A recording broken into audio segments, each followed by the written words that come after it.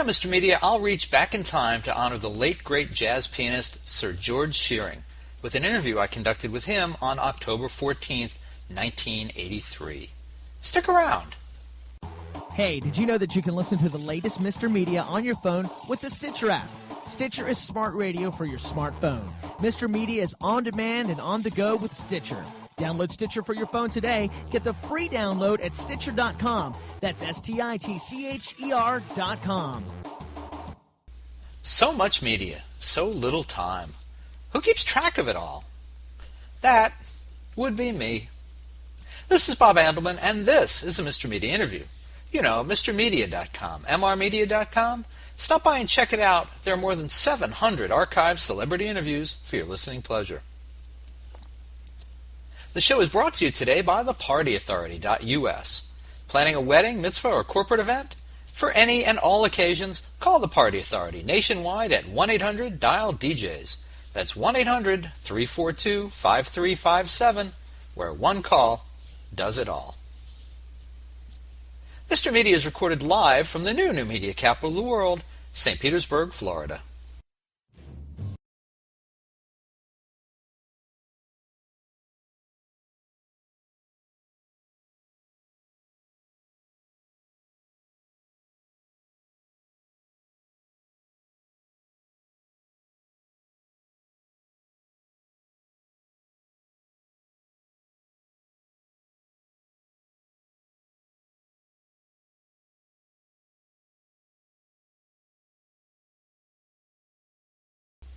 When Sir George Shearing, the composer of Lullaby of Birdland, died on Valentine's Day 2011, we lost one of the great pianists and gentlemen of jazz.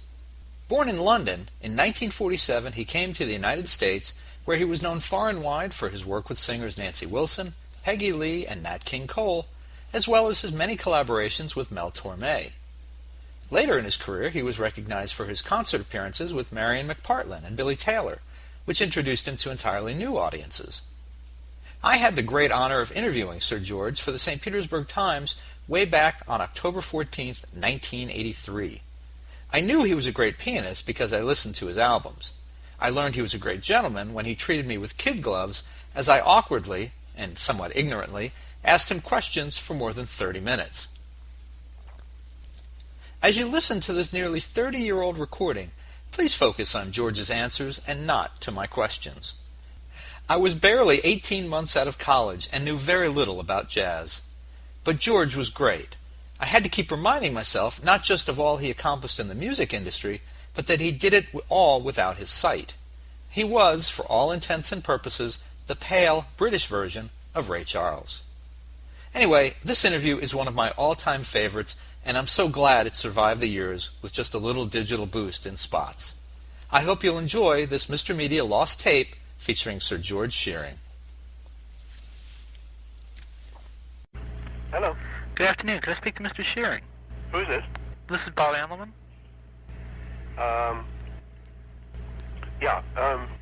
Can you tell me what it's about? Sure. My name is Bob Andelman. I'm with the St. Petersburg Times. Ah, fine. Very good. I'm sorry. This is Bob. Oh, how do you do? Fine. Catch you in the middle of lunch? Just about, but you had an appointment for this time, and it completely slipped my mind. So go ahead. All right. Well, if you don't mind me continuing eating while. Not at all. it's not the most polite thing to do, but. That's all right. I'm not on radio, so go ahead. You had an appointment for this time, and completely. Go ahead. Well, that's all right. First of all, I'm looking forward to seeing you down here. I was only recently introduced to your material, being, I guess, a little young. But I've been reading about you all week, and I've been fascinating, to tell you the truth. You've had quite a career, and are having quite a career. Oh, yeah. Geez, I guess the best place that I'd like to start is to ask you about your play with Marion McPartlin. You recorded an album together about a year or so ago. Mm-hmm. How far back does your performing with her go? We met in this country. several years ago. Uh-huh. But unlike anyone else from England, where you think that we would meet in England and come over here and continue our friendship, it wasn't that way. I don't remember meeting Marion in England. But, being English, we have no language problems. Right. How old were you when you left England? 28. 28. Oh. So it's not like you were a teenager who, what I'm thinking is if you were, 17, 18, the chances of the two of you meeting would be less likely. But at 28, I guess it would have been possible. Well, I will say that when I came over here, it was a lifelong dream come true. Because since a teenager, I wanted to participate in the American jazz scene so badly I could taste it. So when I set my foot on New York soil, right, that was exciting enough. When I went down to 52nd Street and sat in with some of the guys, that was even more so. And I had my own group in Carnegie Hall with Dizzy Gillespie. I mean, good grief. When was the first time you played Carnegie? 1949. 1949. That was quite a big year for you, wasn't it? Yeah, that was the birth of the quintet, and September in the Rain, and moving from the poverty line on up. All kinds of things happened during that year. Great. Well, let me see. 20. How old were you in 49? Well, I was born in 1919, so I would be 30 so about 30 years old. So you'd been here 2 years, and that's a pretty fast rate of movement. How much? It really is. In those 2 years, of course, there was a considerable amount of impatience because I met so many American jazz musicians during the war in England who said, "Man, you should really go to the States, man. You kill them over there, So, of course, I came over to the States and I didn't kill them over here. Well, not for 2 years, maybe. I didn't have any great personal identity. I came over here with ability to play like many of the great jazz pianists at the time, but I didn't have any identity of my own until the formation of the quintet. Right. Now, the thing I noticed is that many of the critics and the writers, critical writers, let's call them, point to 1949 and you as being the time that now. I noticed some difference here. Most of the writers credit you with responsibility for the lock-hand style, for bringing it at least to prominence, if not to... I think I did bring it to prominence. I know I did not invent it because there was a guy named Milt Buckner. Right. Who was playing with the Lionel Hampton Band in the mid-40s. It was the first one I heard play lock-hand style, but he played it for blues, rather than for ballads. The reason I brought it to prominence is because I used the locked-hand style to play things like Roses of Picardy and I'll Remember April and stuff like that. And my very quiet sound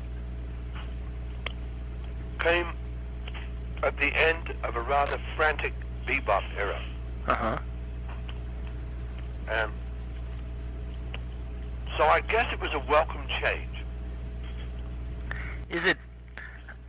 I hope you'll pardon my ignorance on this, but is the sound of you playing in the lock-hand style, is that something that needs to be witnessed, or is that something that I could hear if I were listening to it? I think you'd hear it. You'd hear it on almost every quintet recording. Oh, I see. I'm not using that too much anymore. After 29 years, I had enough of it. I felt in the end that I was musically imprisoned because the demands made on my creativity were less because of the necessity to confine myself to that style. Right. I imagine that had come full circle from the beginning when the quintet had probably offered a greater depth. Yes, for that's 1949. right. That's right. The quintet offered a greater depth at the beginning and total confinement by the end. And it did. It came full circle. It was a very good analogy. I'm trying. Very good. When going back to 49 again for a few minutes, some of the things that I read and that were pointed out were that you were one of the quintet was one of the first to make the vibes a very major voice. Is that a fair? It would be probably more correct to say that the quintet was the first instrumental combination to find a perfect blend between the vibes, piano, and guitar. Ah, very good. That was my next question was about the guitar, but I see how that all fits in. Yeah, very good. And and for God's sake, don't forget the guitar today, because everybody and his brother plays guitar. Barely run up against him. Are you a musician? Oh yeah. What do you play? Oh, I play guitar. Everybody plays guitar. Was that the case in 49? What? Or do you mean today? Today. Now, what about in 49? Well, it was more my era, so I have a little bit of prejudice about it. But I could understand the language. You're a musician. What do you play? I'm a pianist. Uh-huh. Now, it would be, I play keyboards. All right. Right. Okay. I'm a tenor saxophone. I'm a saxophone player. Well, you still hear it today, but you're going to hear keyboards and guitar much more than you hear saxophone and trumpet. Yeah. But of course, there's still a bunch of them around, obviously, thank God. Well, I'm very grateful that there's still saxophone around. It's one of the things I have a great preference for listening to is a good sax player. Again, there's just something to that. It out a little bit. Come a little closer and speak a little loud. Oh, I'm sorry. Okay. I'm sorry. Just how do you feel about the move to the keyboards and the electric pianos and the organs? Well, I'm talking about trying it from the point of view of color. But if I did, I know one thing I would lose would be my touch and my approach to piano, which is very personal and very delicate and, you know, may I say, somewhat artistic, you know. So, I think there's a lot of interesting things going on. You know, weather report doing some marvelous things.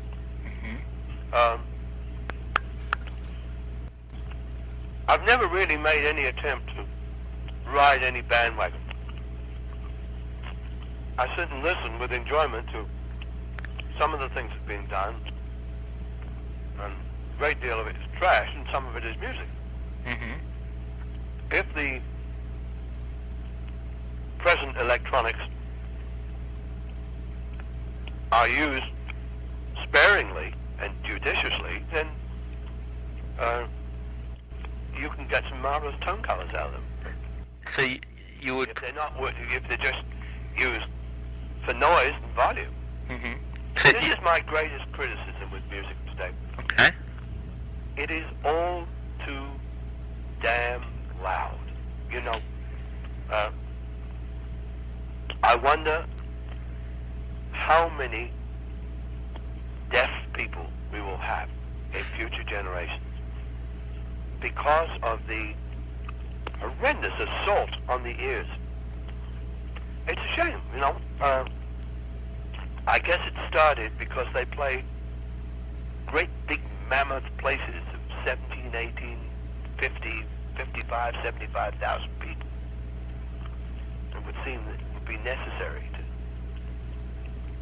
But if the same people came in to play a $5,000 or $6,000 seater auditorium, they would still have all that volume screaming. Yeah. And that would be giving no attention, paying no attention to the acoustics of the room. Even with us relatively non-amplified people, we try to govern our performance according to the acoustics of the room. It's very important. On the same subject of the electronics, would you prefer, you know, enough people are using an electronic piano or an electronic organ, keyboards, what have you. Yeah. Would you prefer? I don't think prefer is the right word. Would you see that they would be useful as accessories to a piano, as opposed to hoping that they would not overwhelm the piano? That's right. You know, if they're used judiciously to give more tone color. Yeah. Mm-hmm. Oh yeah.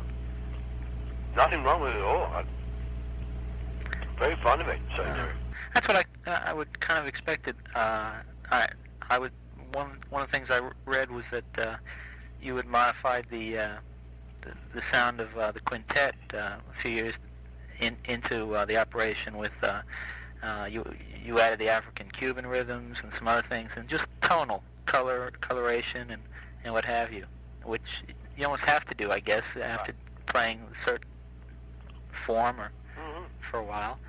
On the subject of the quintet, the quintet played for 29, 30 years? Yeah. Is that? I had a quintet for 29 years. Ending about 78? Mm-hmm. Okay. Right. Now, you were, from what I read, you were very adamant that the quintet would not get back together again for just the reasons you just told me. And yet I read that in 81, a rather well-known Italian singer conned you into putting it back together. When the quintet broke up, I said that there would never be another quintet unless Frank Sinatra or Standard Oil wanted it. Or Standard Oil? Standard Oil never came through. Sinatra did.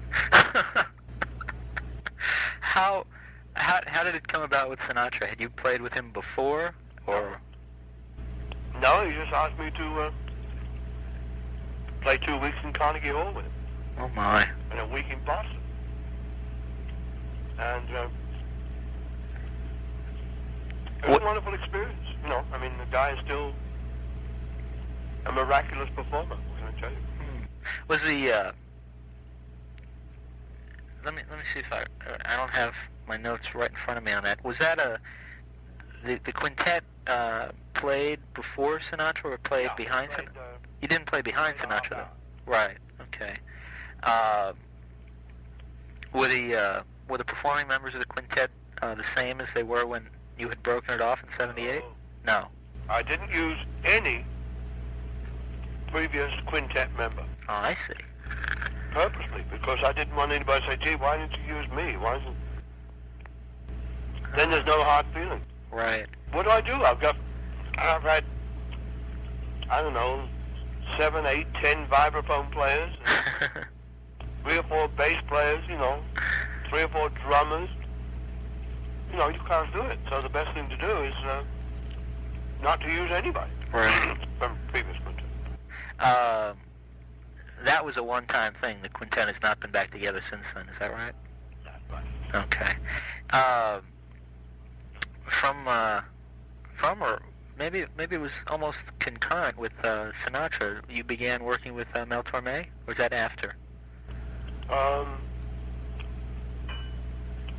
Mel and I did our first concert maybe 5, 6 years ago. Oh, was that long? I didn't realize that. For the Newport Jazz people. Ah. And then we gradually increased the amount of work. We just made our 3rd album. Oh, your 3rd? What's the name of the 3rd album? I think it's going to be called Chase Me Charlie, because we made it at Charlie's in Georgetown. So jazz. Supper club, that place. In Washington? Yeah, Georgetown, Washington. Huh. And we just appeared there for a week. Smash business, you know. Mm-hmm. Go ahead, I'm sorry. Hold on 1 second. Sure. I'll be right back. Sure. Okay, my wife's finished grinding the coffee. Real good. Successfully navigated lunch, eh? Mm-hmm. Yeah. I'm glad. We were talking about the 3rd album. Yeah. we did it live from Charlie's. Probably be out in the spring. Mel's drummer, and this marvelous bass player with me, Don Thompson. Don Thompson. Huh. Beautiful bass player. Now, is that the gentleman that has been playing with you? He's been with me for about a year. No, the guy who's with me for is a guy named Brian Torf. Right. Getting his own thing together, now. Oh, I see. Right. I the only one I was familiar with was Torf. I didn't realize that you had changed. Thompson is he is on the second album that Mel and I have just released called Top Drawer. And not only is he one of the top 2 or 3 bassists, but he gives me a lot of trouble on piano too. So many times when we do our act, we have 2 pianos. And he puts down the bass and we end the show with 2 pianos. Oh, boy. Quite a spectacular thing. It sounds real interesting. So he'll be... He's a Torontonian. He's from Toronto. Well, he's living in Toronto now. He's really from the west coast of Canada. I see. So, of course, he'll be with you when you get down here, I guess. Oh, yeah. Oh, yeah. The work with Torme, has that been among the greater commercial successes that you've had album-wise? Or performance? Not only among the greater commercial endeavors of my life, but probably my greatest singular artistic experience. That's quite a mouthful. Well, especially for a man eating lunch. Mel Torme. Sorry. Mel Torme plays piano. He's not my favorite pianist. Not his favorite singer. He arranges, plays drums. So he's a very multi-talented man. He's a writer. He writes songs. He writes books.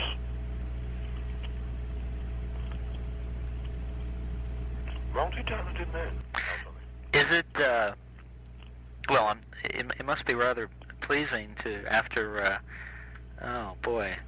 30, 35, going into your 4th decade of performance, I guess, to be as successful and popular again after so long, whereas some people would be hoping just to find a place to play.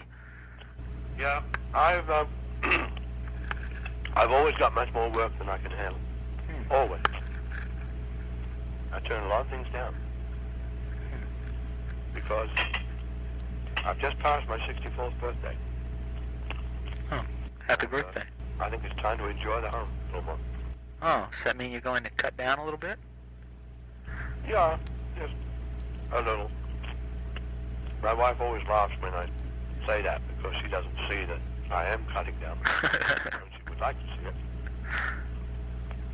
She's a musician. She's a classical singer. It seems I read that. I've done a lot of reading the last few days. How long have you been married? 1975. Huh.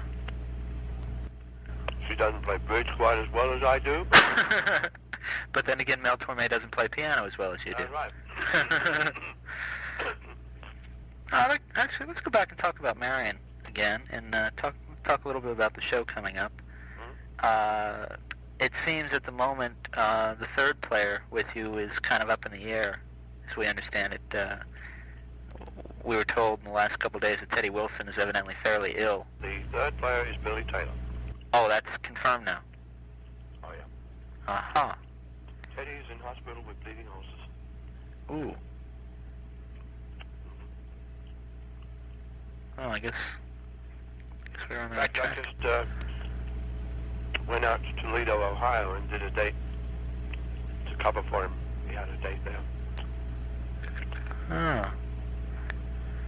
Well, I imagine that you must go back good ways with him as well. He was one of my great influences in earlier life. He was one of the guys that I first learned to play like. talking about Wilson now, correct? Teddy Wilson. Have you had performed a couple times in this three piano setup with Mr. McPartland and Teddy Wilson. Have you ever had the same formation with Billy Taylor? No. I've known Billy for a lot of years. And I've never had. Oh. Have you ever performed with him? I think I've been on the same program with him, but not performing together. I see. What kind of things do you expect to be doing during your solo? Well, solo, you yourself and Mr. Thompson, I guess. In the second album with Mel, Don and I do a thing called "Away in a Manger," which is an English setting to the Christmas Carol. Mm-hmm. We'll probably do that. I know we'll do a composition by Sonny Rollins, who's a fine saxophonist and composer, called Olio, which features Don, very fast-moving bass segments. It depends somewhat on how much time we have. You know, when there are three people involved in one concert, and then you play together, I leave it fairly flexible till I get down there till we know what kind of time we have and how we can pace the show to fit into that time slot. Right. I just want to check something. Oleo, is that O-L-E-O? Margarine, I guess. Same as, right, okay. And it was Away in a Manger? Away in a Manger. Okay. The last time, when was the last time that you played in this trio situation? Three pianos. What, 7 months ago or a year ago? I can't really remember now, but it's been a while. All right. What took place when the three of you took the stage? What was this? Same thing that will take place down there. We'll pick a tune and we'll just kind of jam on it. We don't work these things out, all. These things come off the top of our head. It never worked out. Let me just take a look over my notes for a moment. What may surprise you is that if I have time to do so, I will probably sing a song that I wrote maybe a few months ago. It's called Caught in the Middle of My Years. It's kind of a nice thing because it's a poor guy who's still got a lot of energy and doesn't know which way to turn and who's going to share it with him. He ran alone, he won his race.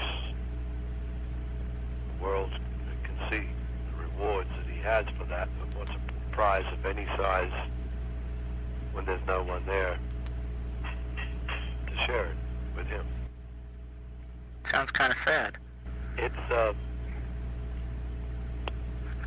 I say myself, it's a very nice ballad, and it has a very reflective and very philosophical lyric written by an acquaintance in San Francisco. His name is Bob England, the lyric writer.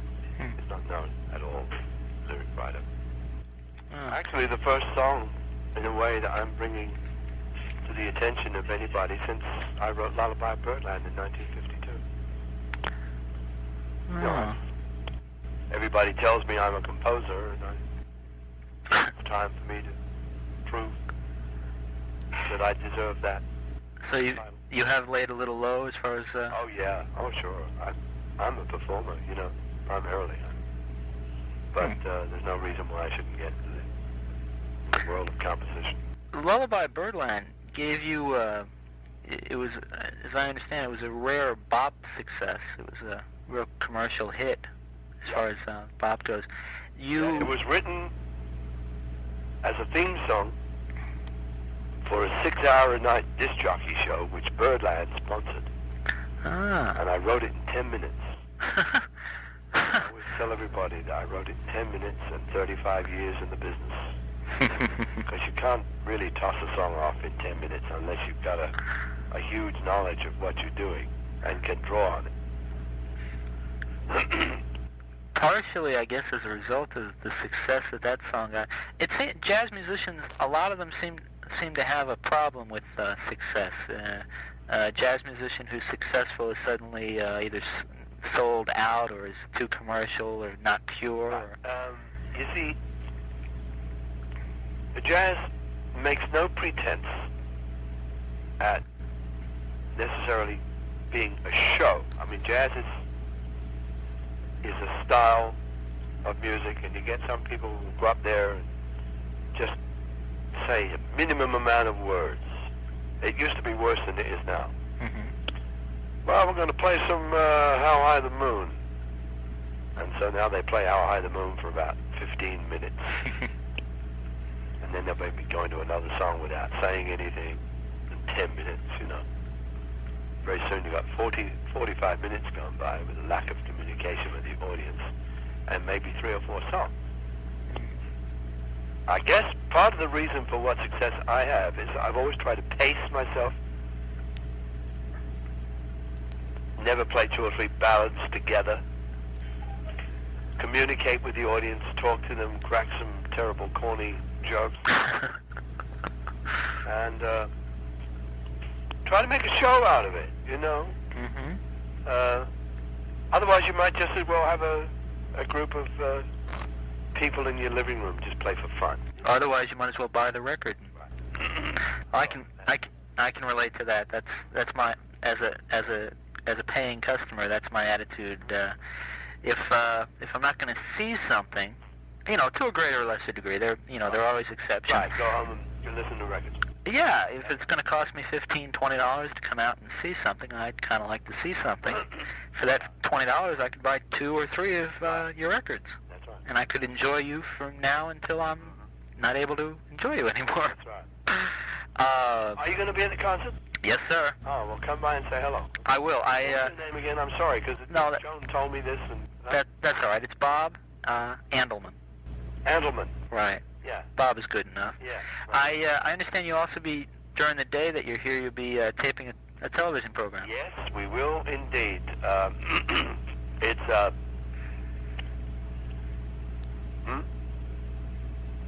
it's a public television thing, you know. Right. And we'll all be on it, all 3 pianists. Right. It's actually part of a classical series. That's Counterpoint, isn't it? Is that the name of the program? Right. I met the producer a couple days ago. She was in town setting things up. Yeah, Ruth Leon. Ruth Leon. Right. Yeah, very nice woman. Yeah, she is. She's very bright. It was quite a coincidence too that she was putting that together with Billy Taylor, and he was. We had a long conversation this morning on the phone. She's really very knowledgeable, and she's got some very good ideas about. Oh yeah, she spoke very, very highly about you and Marion the other day when I spoke to her. She was in town here 2 days ago. Well, I guess I got to get back to the office there. All right. Well, it was a pleasure to get to meet you by phone, and I appreciate your time. All right, my pleasure. Come by and say hello. Let me know you're there. I will do that. Okay. Thank you, Mr. Shearing. Bye-bye. Bye-bye. For more original interviews with your favorite musicians, surf over to our main website, www.mrmedia.com. Subscribe to Mr. Media on iTunes and you'll never miss a show.